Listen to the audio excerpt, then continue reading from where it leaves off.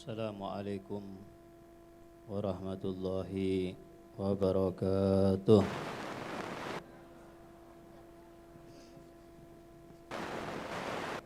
Alhamdulillahi rabbil alamin.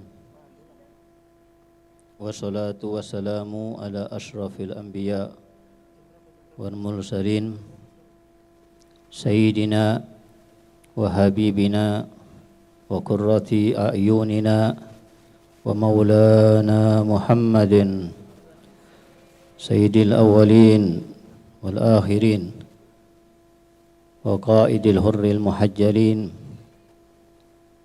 wa ala alihi hurril mayamin wa sahbihi wa tabi'in wa man tabi'ahum bi ihsanin ila yaumiddin. Amma ba'du. Yang sama-sama kita muliakan, kita hormati muassis hadzal ma'had Al-Habib Hasan Ibnul Habib Ahmad Ibnul Habib Husin Ibnul Habib Tahir Baharun nawwarallahu dharihahu wa wassa alaihi rahmatahu wa anallahu subhanahu wa ta'ala ij'al qabrahu radhah min riyadil jinan wa ja'alana minal faizina bi asrarih wa maqamih wa barakatih fid dharaini amin. Dan yang sama-sama kita muliakan Khalifatul Walid Abu Ya'la Habib Ali Zainal Abidin Ibnul Habib Hasan bin Ahmad Baharun hafidhahullahu wa ra'ah wa kassarallahu amsalah wa jami' ikhwanihi Al-Habib Segaf wal-Habib Husin Habib Abdullah Al-Jufri wa kafah asatizatil ma'had Darul Luwah wa Da'wah Al-Kurama wa jami'it talabah An-Nujaba. Alhamdulillah, pada malam yang mulia ini Allah subhanahu wa ta'ala kumpulkan kita untuk bermuajahah, duduk bareng, dan insya Allah perkumpulan kita, perkumpulan yang dikatakan dalam hadis Nabi Muhammad SAW, humul qawmu la yashqa bihim jalisuhum. Mereka adalah orang-orang yang duduk bersama mereka, maka insya Allah tidak akan pernah sengsara selamanya. Dan berkata juga bahwasanya la yatami' arba'una min ummati illa fihim waliyun mujabud da'wah kama qala. Tidaklah berkumpul 40 orang daripada umatku kecuali di dalam perkumpulan tersebut akan ada satu di antara mereka minimal wali daripada wali Allah yang dikabulkan dan didengar doanya oleh Allah subhanahu wa ta'ala. Dan semoga banyak, bukan hanya satu, tapi banyak wali-wali Allah subhanahu wa ta'ala yang berkumpul bersama kita malam ini. Amin ya rabbal alamin. Dari awal acara sudah kita melihat dan mengetahui siapa-siapa aja yang mendapatkan penghargaan, mendapatkan hadiah, mendapatkan doa khusus daripada guru-guru mereka karena prestasi mereka yang dicapainya bukan dengan santai-santai, bukan dengan malas-malasan, tentunya dengan penuh perjuangan. Termasuk yang kita berikan kepada mereka tadi, penghargaan untuk santri yang mendapatkan nilai mi'ah dalam bidang nahwu sharaf fikih dalam ujian bulanan sepanjang tahun. Artinya setiap ujian bulanan maka mendapatkan nilai mi'ah sempurna. Dan ini menunjukkan akan istiqomah, dan istiqomah itu lebih afdal daripada karamah. Al-istiqamah khairun min alfi karamah. Istiqomah dalam kebaikan itu lebih baik daripada kita memiliki 1000 keramat, 1000 kita melakukan hal yang di luar nalar, sehingga yang dilihat oleh Allah, dipandang oleh Allah Subhanahu wa taala bukan hal tersebut, tapi yang dilihat adalah bagaimana kita bisa istiqomah. Dan istiqomah ini yang tidak gampang, istiqomah ini yang tidak mudah untuk dilakukan, karena tanda kewalian dan menjadi sukses untuk dilantik menjadi orang wali harus punya istiqomah. Oleh karena itu Imam Ali karramallahu wajhah ketika meminta wasiat kepada mertua yang tidak lain adalah baginda Nabi Muhammad sallallahu alaihi wasallam, "Ausini," faqala, "Qul Allahu Rabbi summastaqim." Katakan bahwasanya Allah adalah Tuhanku, summastaqim, kemudian istiqomahlah. Artinya kalau kita sudah mengikrarkan, kalau kita sudah menganggap dan meyakini bahwasanya Allah adalah Tuhan kita, berarti kita adalah hambanya Allah. Dan kalau sudah kita meyakini itu, berarti kita harus taat dan mengabdi kepada Tuhan kita, yaitu kepada Allah Subhanahu wa taala. Dan tidak boleh kita melanggar perintahnya, tidak boleh kita menerjang larangan-larangannya, dan harus kita terus untuk kita bisa mengambil ridha daripada Tuhan kita, Tuhan yang paling besar, yaitu Allah Subhanahu wa taala. Sumastaqim, kemudian istiqomalah. Nah, inilah yang dinasihatkan dan diwasiatkan oleh Nabi Muhammad SAW kepada menantu beliau Sayyidina Ali bin Abi Thalib karramallahu wajhah. Maka kita lihat, yang kita ketahui juga daripada penghargaan yang lain, yang menghafal daripada Al-Jurmiyah, daripada hadis Arba'in Nawawiyah, daripada kitab Nahu, ya, dan Imriti dan Nadham Maqsud, penghafal juga Al-Asriyah atau Af'al, dan juga yang menghafal tadinya Al-Quran, ya, dan lain sebagainya. Maka itu juga dilalui dengan perjuangan. Kalau kita tidak berjuang, maka kita tidak akan memperoleh apa yang kita dapatkan. Ya, jahid tu syahid, mujahadalah, berjuanglah, tu syahid, maka kalian akan melihatnya, melihat kesuksesan, melihat apa yang kalian cita-citakan, melihat apa yang kalian inginkan. Jika kalian bercita-cita ingin menjadi ulama, menjadi sukses di kemudian hari, mujahadah, harus berusaha, harus bersungguh-sungguh, harus melawan hawa nafsu. Itu syarat kalau kalian ingin mendapatkan apa yang kalian impikan, apa yang kalian cita-citakan.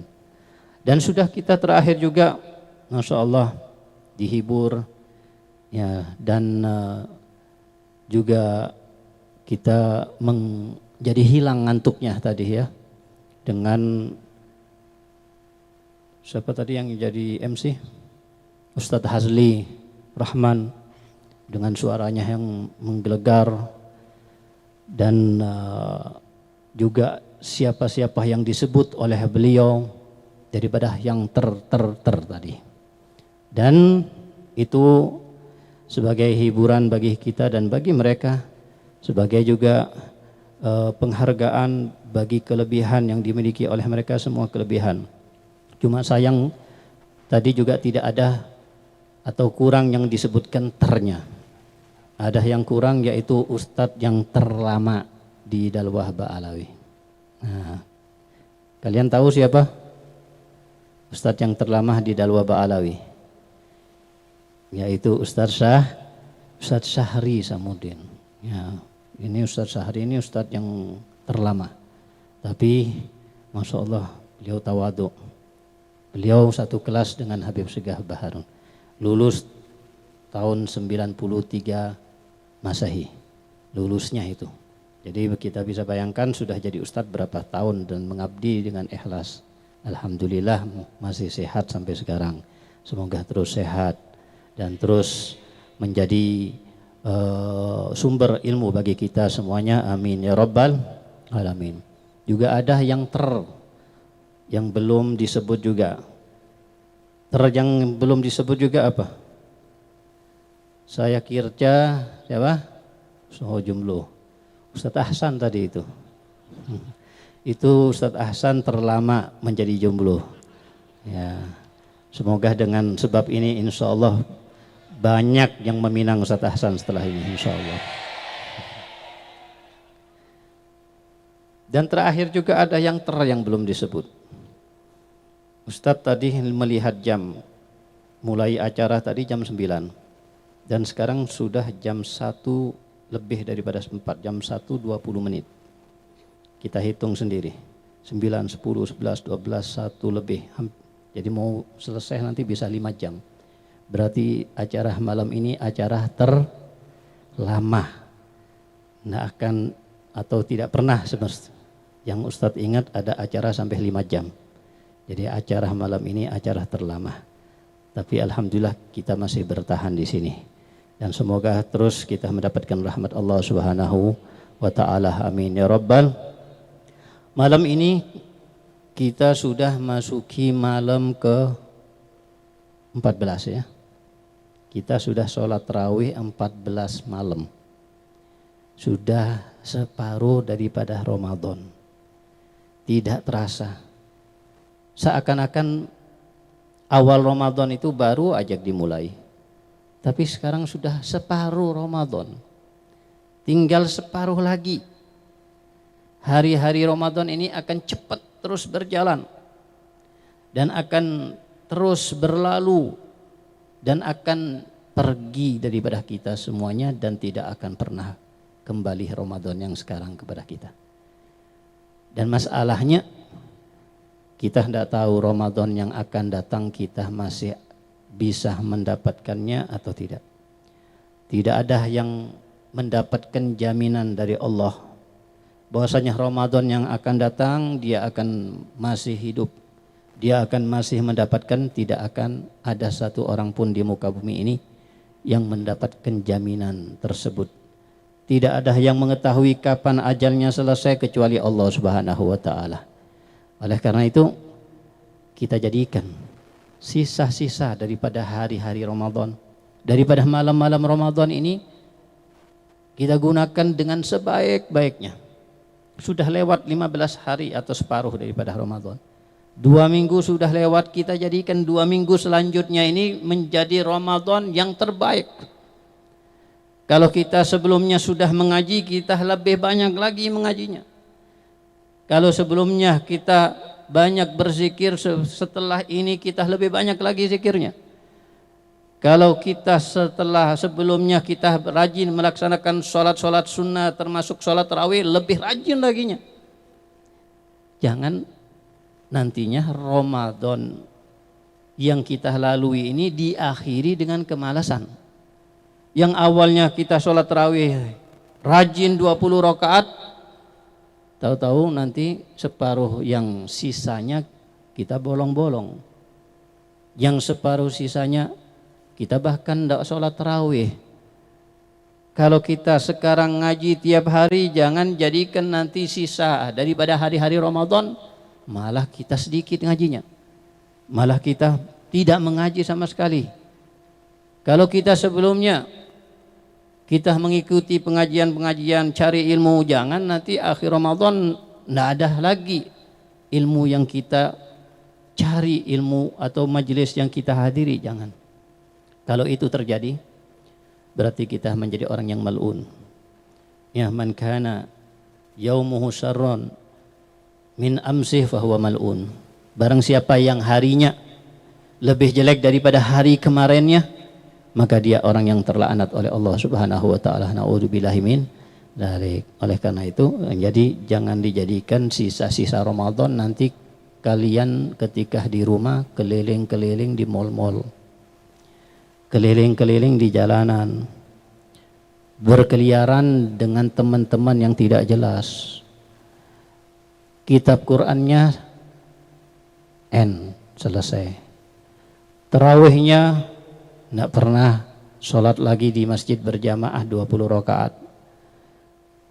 Yang biasanya mengaji, yang biasanya berzikir, yang biasanya bersalawat kepada Nabi, yang biasanya mendengarkan pengajian, hilang semuanya.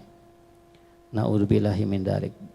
Itu tanda bahwasanya amal yang kita lalui ini berarti tidak diterima oleh Allah Subhanahu wa taala. Seorang yang diterima amalnya bertambah menjadi lebih baik dan lebih baik.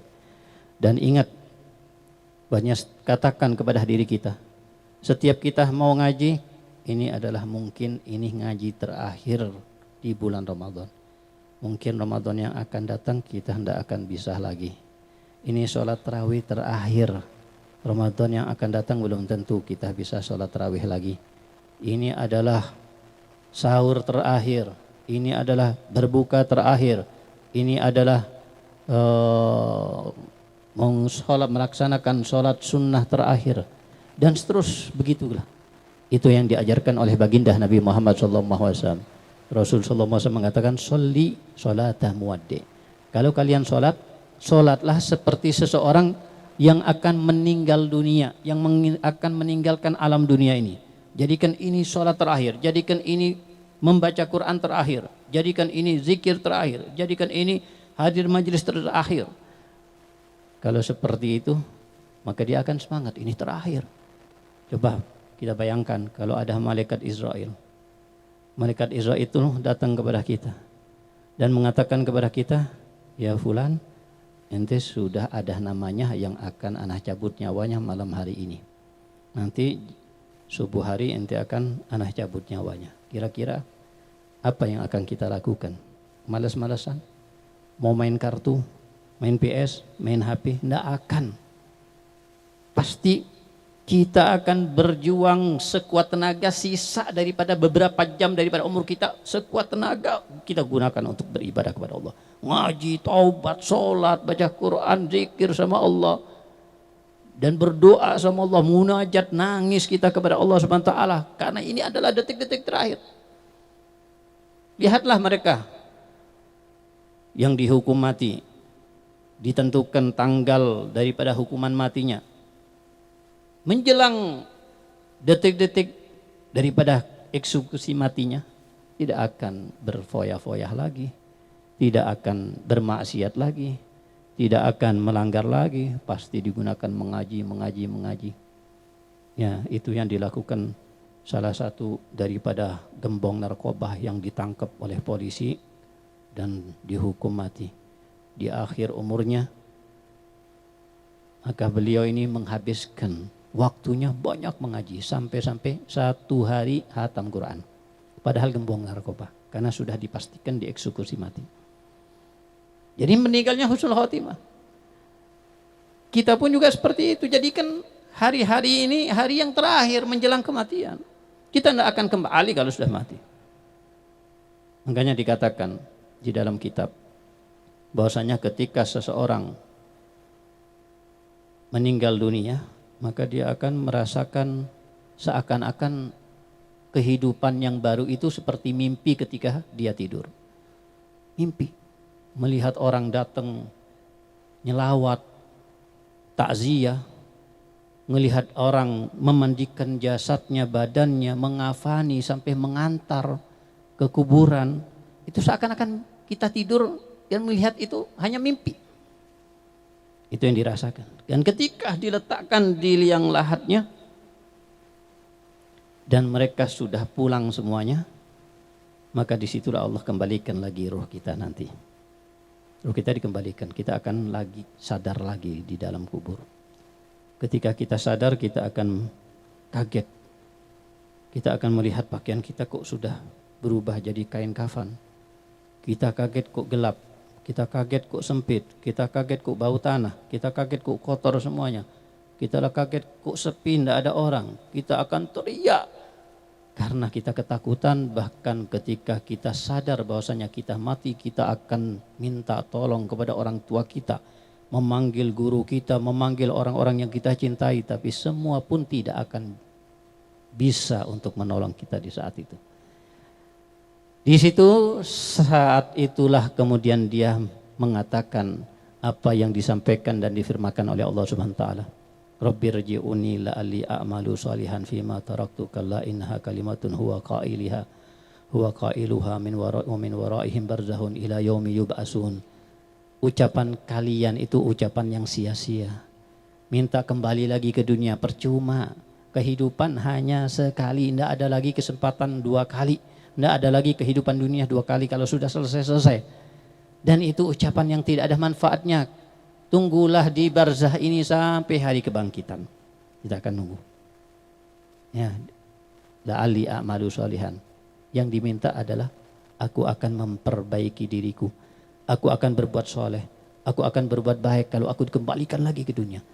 Tanya mayit yang sudah mati, yang sudah dikubur. Kira-kira apa keinginannya? Keinginannya pasti ingin dikembalikan lagi ke dunia. Bukan untuk senang-senang, bukan untuk apa-apa.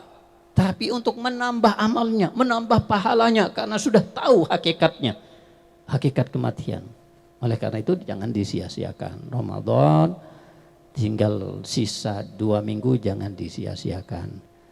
La taqumus sa'ah hatta yataqarab az-zaman wa takunu sanatu kasyahr wa syahr kal jum'ah wa takunu al jum'ah kal yawm wal yawm kasa'ah.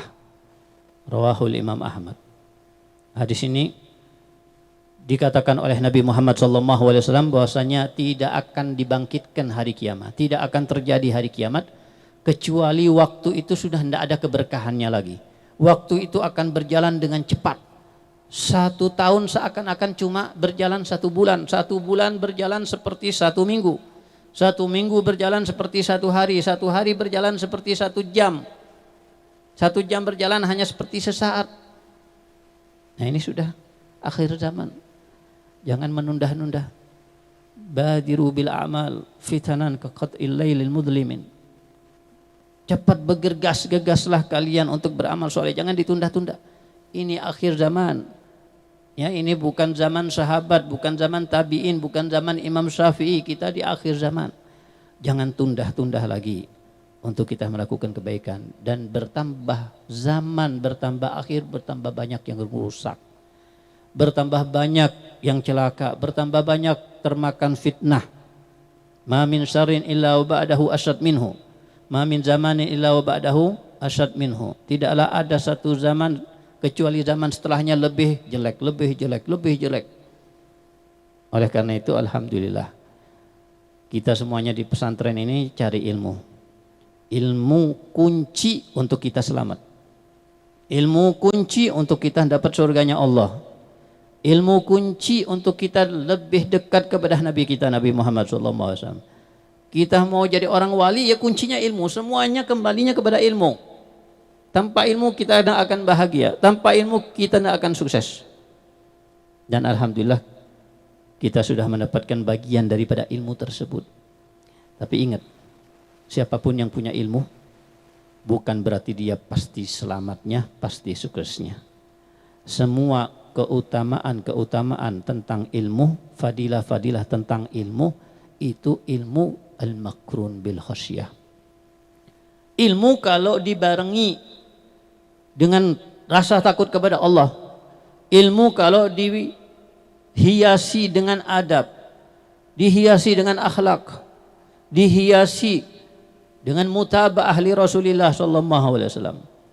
Kalau cuma ilmu kita kejar, kita cari, kemudian kita bangga dengan ilmu kita, padahal kita tidak mengamalkan, kita akan celaka. Loh, tapi anak punya ilmu, hafal alfiyah, hafal zubat, hafal qomus, bahkan hafal Quran. Jangankan kalian, iblis saja, siapa yang tidak kenal dengan ilmunya iblis? Tapi menjadi makhluk yang terlaknat. Bal'am bin Ba'ura ilmunya luar biasa di zamannya. Bahkan kalau beliau ngisi majelis taklimnya yang hadir minimal 500 ulama, meninggalnya murtad, na'udzubillah. Ma ya'mal bi ilmi, ma fi khasyah. Nah, oleh karena itu ilmu yang kalian miliki, kalian mencarinya atau mendapatkannya tentunya keberkahan yang diinginkan, manfaat ilmu yang diinginkan. Nah, kita lihat nanti santri-santri yang pulang ini, nah, bagaimana ilmu yang dia dapatkan, manfaat atau tidak, berkah atau tidak. Kalau dia menjadikan ilmunya sebagai imamnya, ilmunya mengatakan ini jelek, dia tinggalkan. Ilmunya mengatakan ini baik, dia lakukan. Maka ilmunya akan menjadi kunci kesuksesan dan keberkahannya, dan akan menjadi tameng daripada fitnah-fitnah di akhir zaman, apalagi di luar pesantren. Jadi oleh karena itu Ustaz harapkan ilmu kalian ini jangan hanya ada di dada, dihafalin aja, diketahuin aja, tapi tidak diamalkan. Amalkan, tunjukkan bahwasanya ilmu yang seharusnya ini seperti ini.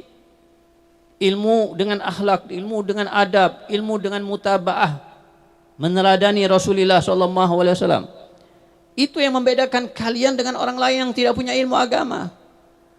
Kalau kalian punya ilmu banyak, kalian tidak terbedakan akhlaknya, adabnya, teladannya kepada Nabi Muhammad SAW. Tidak ada bedanya dengan orang-orang yang lain, orang-orang yang awam, orang-orang yang tidak belajar ilmu agama. Kalian tidak ada bedanya dengan mereka. Tidak ada bedanya. Loh kan anak punya ilmu, anak hafal ini, anak ngerti ini. Sebagaimana kita katakan, ilmu, sebagaimana dikatakan oleh Imamul Haddad Sahibur Roti, al-ilmu alaik hatta ta'mal bih fa idza amilta bih fa huwa lak. Ilmu yang kalian miliki tidak akan memberikan keuntungan apapun. Hafal ini, tahu ini, itu bukan kemuliaan. Loh katanya mulia kalau diamalkan. Ilmu hirfah minal hiraf. Ilmu itu sama dengan pekerjaan-pekerjaan yang lain. Sama orang ahli membuat sepatu, ahli membuat mebel, buat lemari, ahli membuat kue, ahli membuat keramik dan lain sebagainya. Ahli teknologi, ahli komputer. Ini ahli ilmu nahu, ahli ilmu fikih. Sama dengan mereka, tidak ada kemuliaannya.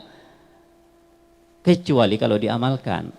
Nah, kalian punya ilmu kan sampai adab dan akhlaknya sama dengan orang lain, tapi tampilkan kepada mereka, Anda punya ilmu, ilmu ini ilmu yang manfaat, ilmu ini ilmu yang berkah. Tidak dinilai di sisi Allah Subhanahu wa taala berapa banyak ilmu kalian, berapa banyak hafalan kalian, berapa banyak kalian hatam kitabnya, kelas setinggi apa kalian di pesantren, atau bahkan sudah lulus daripada pesantren. Bukan itu yang dilihat, tapi yang dilihat akhlak kalian, adab kalian. Dan itu adalah samaratul ilm. Itu adalah buah daripada ilmu.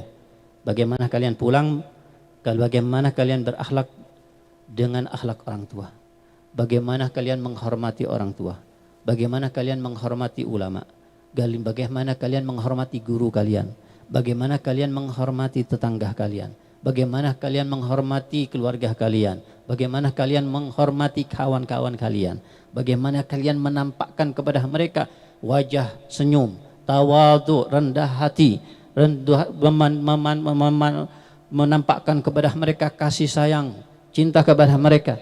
Ini yang betul-betul diharapkan oleh guru kalian ketika kalian pulang ke rumah masing-masing. Oleh karena itu, ketika kalian sudah pulang ke rumah masing-masing, jangan sampai ilmu itu menjadi ilmu yang mengecewakan orang tua kalian, ya. Orang tua kalian sekarang lagi nunggu-nunggu ini. Orang tahu ke orang tua kalian sama dengan kalian. Sudah nunggu hari. Kapan anak pulang? Oh tinggal sekian hari, tinggal sekian hari, tinggal sekian hari. Itu orang tua kalian sudah nunggu. Sama seperti kalian juga nunggu-nunggu, ya kan? Nah, kalian ketika ditunggu oleh orang tua jangan kecewakan. Ingat setiap kalian melihat orang tua kalian. Ingat bahwasanya orang tua kalian ini sudah banting tulang, kerja keras, kerja di luar rumah, berkeringat, yang dihina mungkin saat bekerja, yang menahan haus saat bekerja, yang menahan lapar saat bekerja, yang panas saat bekerja, atau kehujanan saat bekerja, atau dimarahin oleh atasannya, atau ditegur oleh atasannya, atau mungkin dipecat dari pekerjaannya, cari pekerjaan yang lainnya dengan lelah, dengan perjuangan. Untuk siapa itu perjuangan orang tua kalian? Apa untuk tetangganya atau orang lain? Tidak, untuk kita. Untuk anak-anaknya. Untuk biaya kalian di pesantren. Untuk kalian sendiri. Tidak ada orang yang ingin bahagia, yang ingin kita bahagia, yang lebih keinginannya daripada orang tua. Tidak ada orang tua yang ingin anaknya susah. Tidak ada orang tua yang ingin anaknya sedih. Tidak ada orang tua yang ingin anaknya sengsara.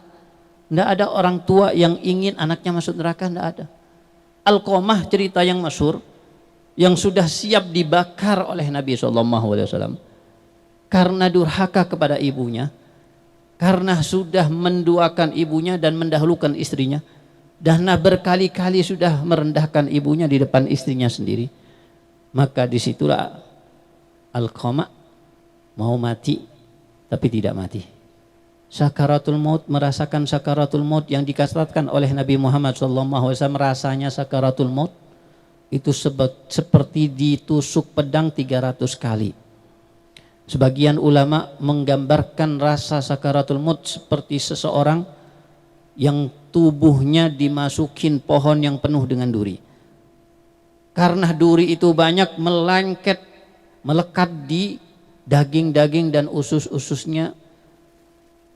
Dan ketika sudah melekat di daging-dagingnya dan usus-ususnya, lemak-lemaknya, maka kemudian batang pohon yang penuh dengan duri itu ditarik dengan sekeras-kerasnya.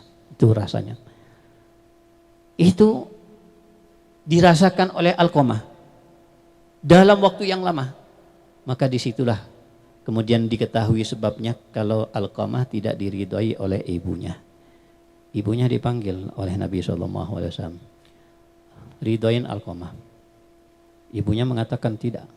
Ana tidak mau ridhoin Alqamah karena sudah merendahkan ana. Sudah menyakiti hati ana. Kalau Anda tidak mau ya berarti tidak ada jalan lain Alqamah ini lepas daripada sakitnya sakaratul maut kecuali dengan dibakar hidup-hidup. Di saat mau dibakar hidup-hidup di depan ibunya, disitulah ibunya kemudian meridhai anaknya dan mengatakan kepada Nabi, ana arda anhu. Radha anhu arda anhu, ridho aku ya Rasulullah kepada anakku, ridho Rasulullah. Maka Sayyidina Bilal diperintahkan oleh Nabi, coba lihat ke rumahnya Alqamah, sudah bisa apa enggak untuk lepas daripada rasa sakitnya sakaratul maut.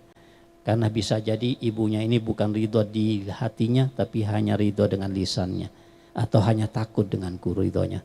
Ternyata Bilal menyampaikan kabar lagi kepada Nabi kalau sudah selesai sakaratul maut dan sudah menghadap kepada Allah Subhanahu wa taala. Jadi tampak daripada ridho orang tua, kita ini enggak bisa apa-apa. Kita semuanya bisa belajar, bisa makan, bisa hidup, bisa sukses, semuanya karena orang tua kita. Jangan sakiti, jangan membuat kecewa, jangan membuat sedih, tapi sebaliknya senangkan. Senangkan. Tahu Imam Muhammad bin Munkadir, seorang wali besar, seorang yang dekat dengan Allah Subhanahu wa taala.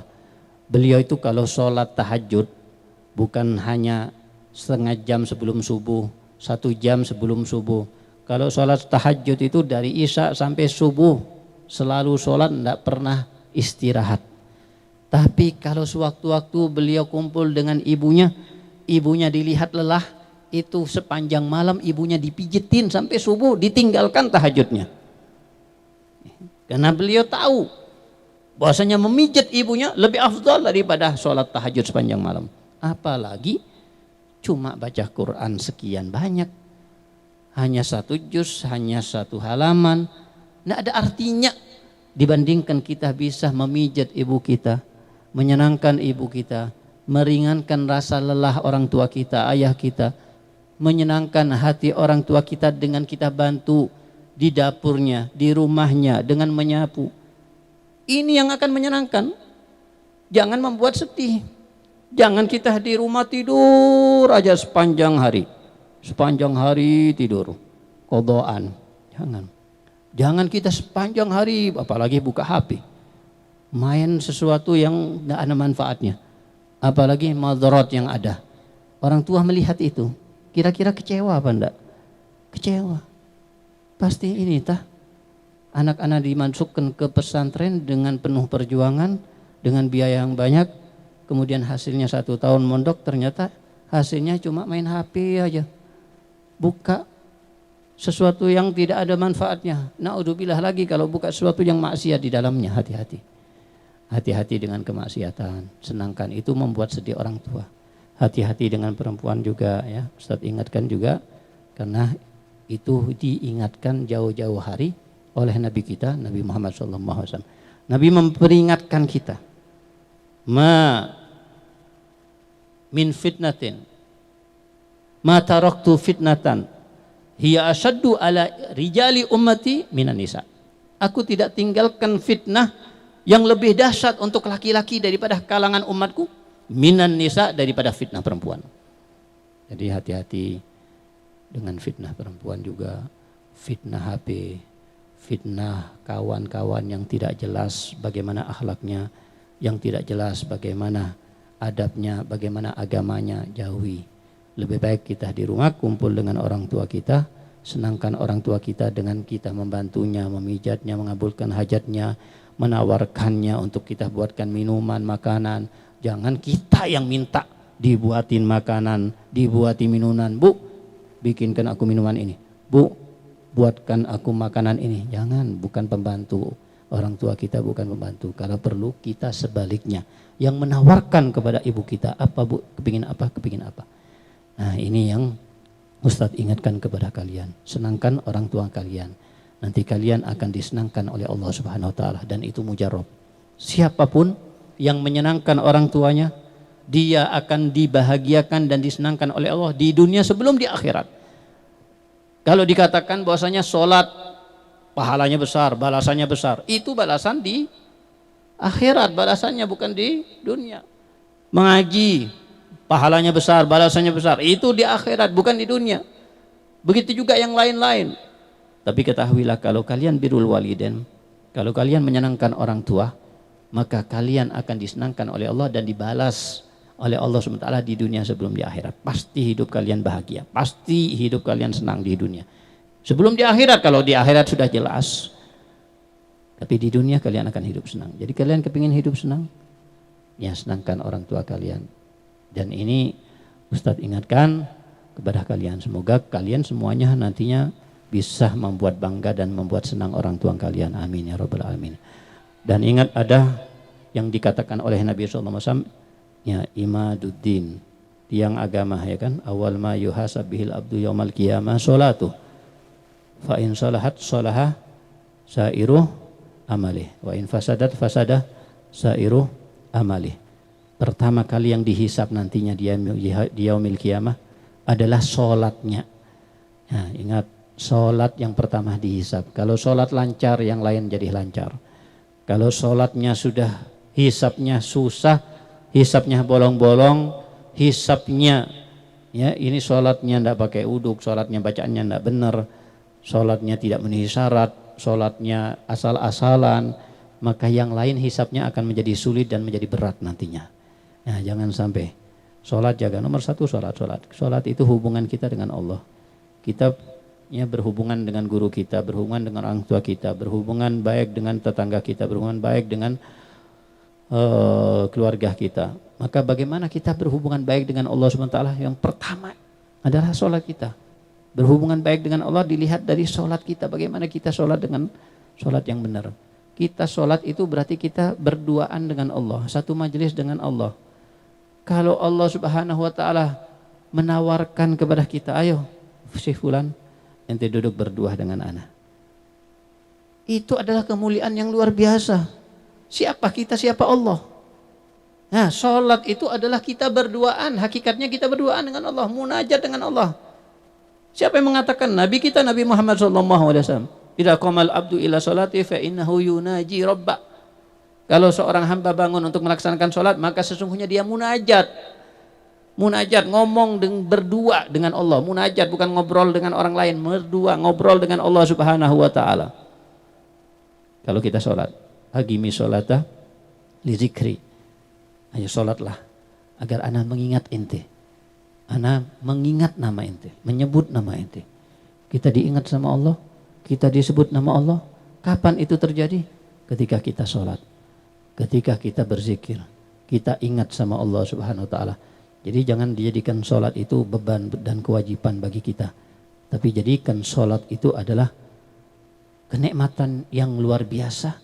Kita bisa berduaan, kemuliaan yang luar biasa. Diundang kita oleh Allah Subhanahu wa taala, hayya 'alas shalah, hayya 'alal falah. Kita diminta oleh Allah Subhanahu wa taala untuk kita hadir di majelisnya Allah. Apakah ini bukan kemuliaan yang luar biasa? Kita diundang di istana oleh presiden, gitu kemuliaan, apalagi diundang oleh Allah Subhanahu wa taala. Nah, sholat adalah fondasi daripada agama kita. Kalau sudah fondasinya tidak kuat, lemah, maka bangunan akan rubuh. Tapi kalau fondasinya kuat, maka bangunan akan kokoh. Agama kita akan kokoh, akan kuat, tidak kuat dilihat daripada sholatnya.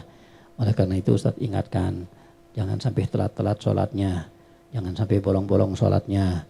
Lebih sempurna lagi sholat dengan sholat berjamaah, sholat dengan bersiwak, jangan ditinggalkan. Apa yang sudah kita ajarkan, apa yang sudah kita biasakan untuk kita mengamalkannya di pesantren ini, itu teruskan sebisa mungkin kita lanjutkan, kita teruskan. Jangan kita tinggalkan sholat berjamaah, jangan kita tinggalkan untuk kita bersiwak ketika sholat. Ya, biasakan untuk kita mengamalkan apa yang kita sudah biasa amalkan di pesantren, untuk kita amalkan juga di rumah kita. Dan juga ketika kita di rumah nanti, ya, untuk sering-sering untuk mengambil hati orang tua kita, walaupun hanya dengan memohon dan meminta doa kepada orang tua. Minta doa. Orang tua insya Allah tanpa kita minta, orang tua kita pasti sudah mendoakan kita. Tapi kalau kita melihat orang tua kita sholat, tahajud, kita bangun, kita dekati orang tua kita dekap dari belakang, kita bisikin di telinganya, "Ibu, aku tahu ibu sayang sama aku. Kalau ibu benar-benar sayang, doakan bu. Biar aku ini bisa benar-benar bakti sama orang tua. Biar aku ini bisa menyenangkan orang tua. Biar aku ini sukses diberkat orang tua, bahagia dengan orang tua. Biar aku bisa kumpul dengan Nabi Muhammad SAW. Biar aku bisa berduaan dengan Nabi Muhammad. Biar bisa mimpi Nabi Muhammad." Apapun. Kalau sudah dimintain seperti itu doanya, ibunya pasti, orang tuanya pasti senang. Dan kalau sudah dengan khusyuk, dengan tulus mendoakan, pasti akan didengar doanya oleh Allah Subhanahu wa taala. Pernah Ustaz mendengar daras daripada Syekh Mar'i As-Sami yang pernah juga mengajar di Dalwah. Beliau berziarah ke Madinah dan beliau bertemu dengan seorang yang soleh di Madinah Al-Munawwarah. Dan beliau mengetahui bahwasanya orang soleh itu sering kali bermimpi Nabi Muhammad SAW. Entah itu Syekh Saddad ataupun Syekh Hasan As-Saddad ataupun yang lain, karena Ustadz juga tahu di Madinah itu yang setiap hari dan setiap malam bermimpi Nabi itu ada namanya Syekh Hasan As-Saddad. Dan Ustadz pernah berziarah bersama Abu Ya Hasan waktu itu kepada beliau. Setiap hari mimpi Rasulullah SAW. Mungkin bisa jadi cerita ini yang dimaksud adalah beliau.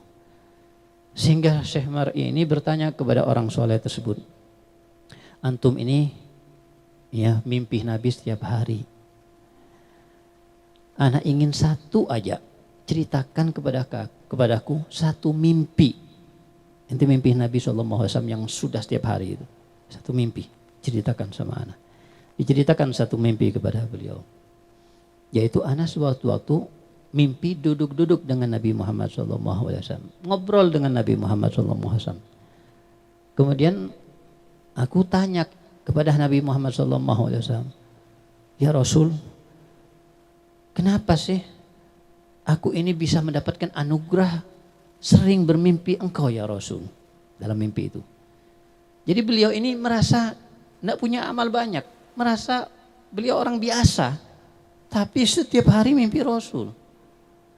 Jadi terbawa, mungkin dia bertanya banyak dalam hatinya, kenapa kok bisa mimpi Rasul setiap hari? Sama dengan Imam Malik, sahibul madhab, yang beliau juga tinggal di Madinah Al-Munawwarah. Setiap hari Imam Malik mimpi Nabi SAW. Kalau setiap hari mimpi Nabi, setiap tidur mimpi Nabi, kita tidur terus kalau bisa. Kalau tidur mimpi Nabi, ya kita tidur mimpi Nabi, enak. Masalahnya kita tidur nggak tahu mimpi apa. Nah ketika itu, apa jawaban Rasul SAW? "Ketahuilah kenapa Anda sering kali bermimpiku." Maka Nabi SAW ketahuilah yang menyebabkan Anda mendapatkan kemuliaan tersebut karena doa ibu Anda. Doa ibu Anda ketika tahajud. Ibunya masih ada, tua. Maka bangun dari tidurnya ini, kepingin tahu ini. Apakah benar ibunya doakan? Karena beliau tidak minta. Ternyata di waktu tahajud beliau mendekat dengan ibunya yang berdoa di waktu itu. Ternyata mendengar dari kalimat doa yang dipanjatkan ibunya, Allahumma zanli waladi ru'yatul habib sallallahu alaihi wasallam. Ya Allah izinkan ya Allah anakku ini untuk bertemu dan bermimpi Nabi Muhammad sallallahu alaihi wasallam. Jadi ternyata karena doa ibunya. Beliau tidak punya amalan dahsyat, amalan yang banyak, amalan yang luar biasa, istimewa, enggak. Tapi mimpi Nabi setiap hari karena doa ibunya. Jadi mintalah doa kepada ibu kalian, kepada ayah kalian. Doaun walid li waladihi ka doain nabi li ummatihi. Doa orang tua itu sama seperti doa Nabi untuk umatnya. Artinya apa? Artinya mustajab. Ya, dan kemudian juga ya diingatkan untuk kita meneladani Nabi Muhammad SAW di rumah kita. Bagaimana kita makan, kita diajarkan sunnah-sunnah ya kan? Bagaimana kita minum, bagaimana kita mandi, bagaimana kita tidur, bagaimana kita pakai pakaian, bagaimana kita. Jangan kita di sini diajarkan seperti itu. Kita di sini dibuat cinta kepada Nabi Muhammad SAW. Kemudian di rumah kita menjadi orang yang na'udzubillah jauh daripada Nabi Muhammad, ngikuti caranya orang Yahudi. Pakaiannya pakaian orang Yahudi. Pakaian bergambar dengan gambar-gambar orang kafir. Dengan tulisan-tulisan yang tidak pantas. Pakaiannya pakaian orang fasik. Rambutnya rambut model orang fasik. Bukan sudah model orang soleh lagi. Cara bicaranya seperti cara bicara orang fasik. Bagaimana dia berteman, berkawan dan bergaul dengan teman-temannya tanpa ada akhlak lagi, tanpa ada adab lagi. Ini yang membuat Nabi SAW senang kepadanya, atau yang membuat Nabi SAW bangga kepadanya? Tidak akan, jangan. Apakah Nabi tidak tahu apapun yang kita lakukan? Katakan bahwasanya ana ingin melakukan ini untuk menyenangkan Nabi Muhammad SAW. Ana melakukan ini untuk membalas perjuangan Nabi Muhammad SAW. Ana melakukan ini untuk bisa Nabi SAW senang di makamnya, senang di barzahnya. Aku melakukan ini supaya Nabi tersenyum. Sudah cukup pengorbanan Nabi yang luar biasa. Sudah cukup. Nabi sudah banyak meneteskan air mata. Untuk siapa? Untuk kita. Bukan untuk keluarganya Nabi nangis ya. Bukan untuk kepikiran dengan anak-anaknya atau istri-istrinya Nabi nangis. Nangisnya Nabi untuk umatnya. Nabi SAW berjuang dengan hartanya, dengan nyawanya bahkan. Demi siapa? Demi umatnya. Bukan berjuang untuk keluarganya, istrinya, anaknya. Nabi SAW kalau minta, kalau berdoa kepada Allah, apa Nabi minta untuk dirinya? Tidak. Nabi yang diminta, yang dimohonkan kepada Allah SWT untuk umatnya, umatnya. Bahkan paling sibuk nanti mencari-cari umatnya, yang paling sibuk untuk memberikan syafaat untuk umatnya, bukan Nabi Musa, bukan Nabi Isa, bukan Nabi yang lain, tapi Nabi Muhammad SAW.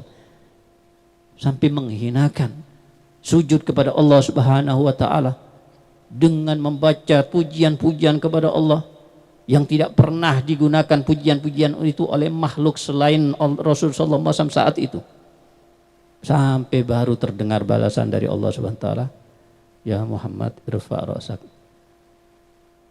wasal tu'ta wa kul yusma'lak wasfa' tusaffa'. Wahai Muhammad, angkatlah, cukup sujudmu, dan katakan apa yang Anda ingin katakan. Mintalah apa yang Anda ingin minta. Berikan syafaat kepada siapa yang ingin Anda kehendaki. Apa jawaban Nabi SAW? Idzan ummati. Kalau begitu aku minta keselamatan umatku. Bukan untuk yang lain. Bukan untuk Sayyidah Fatimah. Bukan untuk Sayyidatuna Zainab. Bukan untuk Sayyidina Qasim Abdullah Tahir. Bukan untuk Sayyidatuna Aisyah dan istri-istri yang lain. Tapi meminta untuk umatnya. Sudah. Kalau kita masih bisa rindu kepada Nabi SAW, luar biasa. Kalau kita bisa menangis untuk Nabi, luar biasa. Tapi ketahuilah saat itu tangisan kita tidak ada apa-apanya dibanding tangisan Nabi untuk kita. Rindu kita tidak ada apa-apanya dibandingkan rindu Nabi SAW kepada kita. Jauh-jauh hari Nabi sudah rindu kepada kita. Sudah nangis untuk kita. Sudah berjuang untuk kita. Jangan disakiti hati Nabi SAW di rumah kita dengan melakukan hal-hal yang membuat Nabi sakit. nangis, sedih, sehingga kita akan tambah jauh daripada Nabi Muhammad. Nauzubillah, mungkin Allah akan cabut kenikmatan taufik sehingga tidak akan diberi lagi hidayat untuk kembali ke pesantren. Nauzubillah min zalik. Dikasih sebab tidak betah, dikasih niat tidak mau kembali. Siapa yang membuat kalian ingin menyantri di pesantren? Allah. Yang memberi taufik adalah Allah. Kalian bisa ibadah karena Allah, punya akhlak yang mulia karena Allah SWT. Maka lakukan apa-apa yang membuat senang Rasul SAW. Kalau kita ingin nikmat yang Allah berikan kepada kita terjaga, kembali lagi ke pesantren terus sampai menyenangkan Nabi. Karena ketahuilah, demi Allah tidak ada yang menyenangkan hati Nabi Muhammad SAW daripada kita mencari ilmu agama, berdakwah, menyebarkan ilmu agama, ilmunya Rasul SAW. Tidak ada yang lebih menyenangkan hati Nabi Muhammad SAW yang lebih daripada itu. Oleh karena itu senangkan hati Nabi Muhammad, dan terutama juga yang paling penting akhlak kita.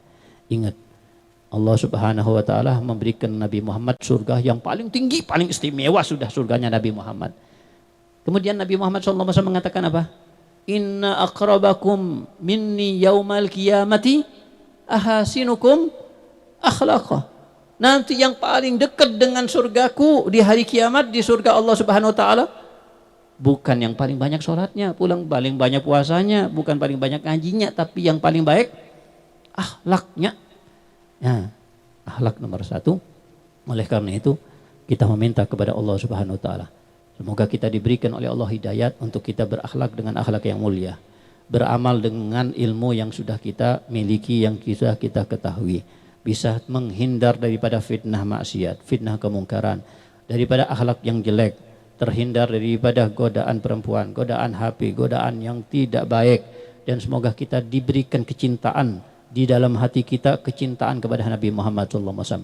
Kecintaan di dalam hati kita kepada Nabi Muhammad lebih daripada cinta kita kepada dunia, lebih daripada cinta kita kepada maksiat, lebih daripada cinta kita kepada harta, lebih bahkan daripada cinta kita kepada orang tua kita sendiri. Tidak akan kita rindu kecuali kita rindu kepada Nabi Muhammad SAW. Tidak banyak, yang paling banyak kita ingat di hati kita adalah Nabi Muhammad SAW. Yang paling kita harapkan untuk kita bertemu di dalam hati kita adalah bertemu dengan Nabi Muhammad SAW. Bukan bertemu dengan manusia, bukan bertemu dengan perempuan, bukan bertemu dengan orang yang kita cintai, tapi Nabi Muhammad SAW. Itu tanda cinta kita kepada Nabi Muhammad. Kalau sudah kita cinta kepada Nabi Muhammad, Nabi Muhammad akan cinta kepada kita. Ya, man ahabba liqa Allah, ahabballah liqa'ah, wa man ahabba man kariha liqa Allah, karihallah liqa'ah. Kalau kita tidak suka berjumpa dengan Allah, Allah pun tidak suka jumpa dengan kita. Begitu juga sebaliknya, kalau kita suka jumpa dengan Allah, suka dengan. Begitu juga dengan Nabi Muhammad. Kalau kita cinta dan ingin bertemu dengan Nabi Muhammad, Nabi Muhammad ingin berjumpa dengan kita. Kalau kita tidak suka, tidak ada harapan, tidak ada keinginan yang kuat dalam hati kita untuk berjumpa dengan Nabi Muhammad pun tidak ingin juga berjumpa dengan kita. Bagaimana kadar kerinduan kita kepada Nabi Muhammad SAW, begitulah kadar kerinduan Nabi Muhammad kepada kita. Semoga kita diberikan oleh Allah SWT panjang umur, sehat walafiat, sehingga kalian nanti di rumah masing-masing bisa mengamalkan akhlak yang baik dan menjaga nama pesantren, menjaga nama orang tua, dan bisa menjaga nama baik daripada Buya Habib Hasan, Buya Habib Zain, dan semoga menjadi penerus-penerus dan pejuang-pejuang Nabi Muhammad SAW, dan semoga para asatidzah dan semua santri diberikan oleh Allah Subhanahu wa taala keberkahan dalam ilmunya, keberkahan dalam keluarganya, keberkahan dalam dunianya, keberkahan dalam urusannya, dan semoga kita insyaallah bisa bertemu ya, dalam keadaan yang lebih baik daripada sekarang ini, fi khair lutuf wa afiyah, dan semoga kita punya puasa dan ibadah yang lain-lainnya diterima oleh Allah SWT, mendapatkan bagian yang banyak daripada Lailatul Qadar, bagian yang banyak daripada rahmat Allah, bagian yang banyak daripada pengampunan Allah SWT, dan semoga kita dicatat sebagai orang-orang yang terbebaskan dari azab dan neraka Allah Subhanahu wa taala. Amin ya rabbal alamin. Hala kaza minni wal afu minkum. Wassalamualaikum warahmatullahi wabarakatuh.